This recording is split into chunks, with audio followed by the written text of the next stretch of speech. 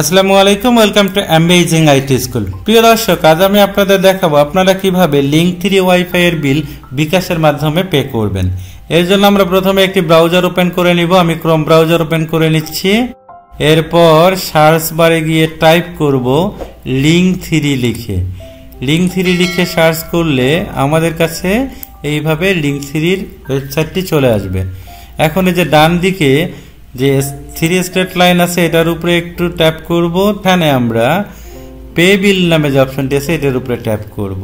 Pay বিলে tap করার পর এখানে দেখেন আমাদের কাছে চাইছে যে কাস্টমার আইডি নাম্বার। আমাদের যে কাস্টমার আইডি নাম্বার সেটি এখানে বসাতে হবে। আমি বসিয়ে নিলাম। তারপরে নেক্সট যে অপশনটা সেটাতে ক্লিক করলাম।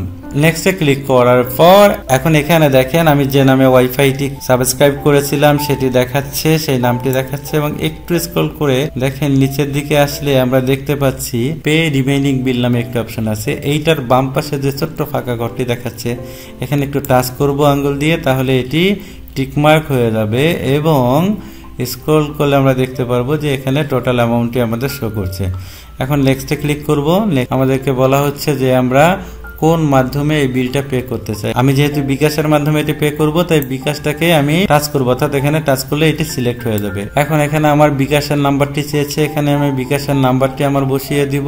বসিয়ে দেওয়ার পর এই যে মোবাইলের কিপ্যাডে গো লেখা আছে এটার উপরে ট্যাপ করব।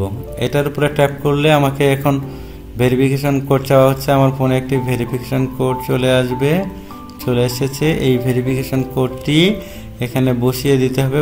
বসিয়ে আবারও গো এটাতে ট্যাপ করব। ট্যাপ করলে এখন আমার বিকাশের যে পিনকোড সেটা চেয়েছে, আমি পিনকোডটি বসিয়ে দিব। বসিয়ে দিয়ে গোতে ট্যাপ করব। গোতে ট্যাপ করলে আমার পে বিল সাকসেসফুল হয়ে যাবে। এরকম সাকসেসফুল মেসেজ চলে এসেছে আমার।